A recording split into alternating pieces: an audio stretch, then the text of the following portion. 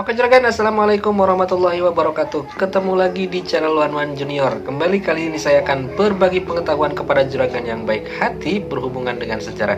Sejarah ini pernah terjadi di Nusantara, tepatnya di wilayah Banten, yaitu Kesultanan Banten.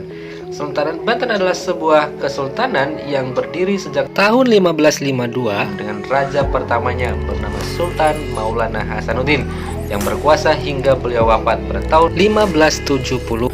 Kesultanan Banten mencapai kesuksesannya atau puncak kejayaannya pada masa pemerintahan Sultan Abdul Fattah atau yang kita kenal dengan nama Sultan Agung Tirtayasa. Namun dibalik itu semua ada peran penting raja pertamanya yang bernama Sultan Maulana Hasanuddin dalam mensukseskan atau memajukan wilayah Banten. 3 perubahan besar yang pernah dilakukan oleh Sultan Maulana Hasanuddin dalam memimpin daerah Banten.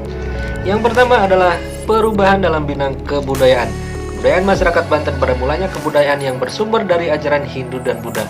Setelah Sultan Maulana Hasanuddin memimpin pada tahun 1926, kebudayaan tersebut sedikit demi sedikit beralih ke kebudayaan yang bernuansa Islam.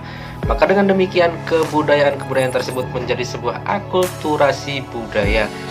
Yang kedua adalah perubahan dalam bidang ekonomi. Sultan Maulana Hasanuddin Banten melakukan sebuah perubahan dalam bidang ekonomi dengan cara memindahkan pusat pemerintahan yang sebelumnya berada di daerah Banten Girang, yang kini berada di wilayah Sempu Kota Serang, dipindahkan ke wilayah Surosoan.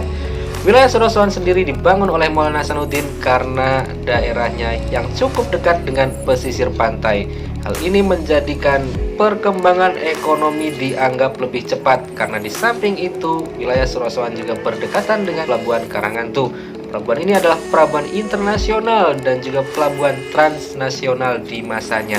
Dengan demikian maka perubahan ekonomi atau perkembangan ekonomi di daerah tersebut mulai dilakukan oleh Sultan Maulana Hasanuddin. Yang ketiga atau yang terakhir adalah perubahan dalam bidang politik. Kekuasaan sangat identik dengan yang namanya politik. Politik di Kerajaan Banten atau di Kadipaten Banten sebelum kedatangan Sultan Maulana Hasanuddin adalah sebuah politik yang bernuansa Hindu dan Buddha, yang pada waktu itu dipimpin oleh adipatinya yang bernama Prabu Pucuk Umun. Kemudian setelah Sultan Maulana Hasanuddin datang, maka perubahan politik pun dilakukan. Politik-politik atau pemerintahan yang tadinya bersumber dari ajaran Hindu dan Buddha kemudian dirubah pada pemerintahan yang bersumber dari ajaran Islam. Hal ini sesuai dengan visi Sultan Maulana Hasanuddin yang ingin menjadikan Banten sebagai wilayah yang berdaulat. Tentu ini juga sesuai dengan amanah atau tugas yang diberikan oleh sang ayahanda yang bernama Sunan Gunung Jati atau Maulana Syarif Hidayatullah yang memberikan tugas kepada Sultan Maulana Hasanuddin untuk mengislamkan wilayah Banten. Dengan demikian maka proses islamisasi di wilayah Banten tidak terlepas dari peran penting para raja-rajanya yang dimulai dengan Sultan Maulana Hasanuddin sampai dengan para penerusnya. Oke juragan, itu dia informasi yang bisa saya bagikan kepada para juragan yang baik hati. Mudah-mudahan menjadi penambah pengetahuan. Jangan lupa untuk tetap mencintai sejarah, karena dengan belajar sejarah kita bisa tahu kesalahan di masa lalu sehingga kita bisa menghindarinya atau tidak mengulanginya di masa sekarang dan masa yang akan datang. Dengan belajar sejarah kita bisa tahu kesuksesan di masa lalu sehingga kita bisa saja mengulanginya di masa sekarang dan masa yang akan datang. Oke, sekian.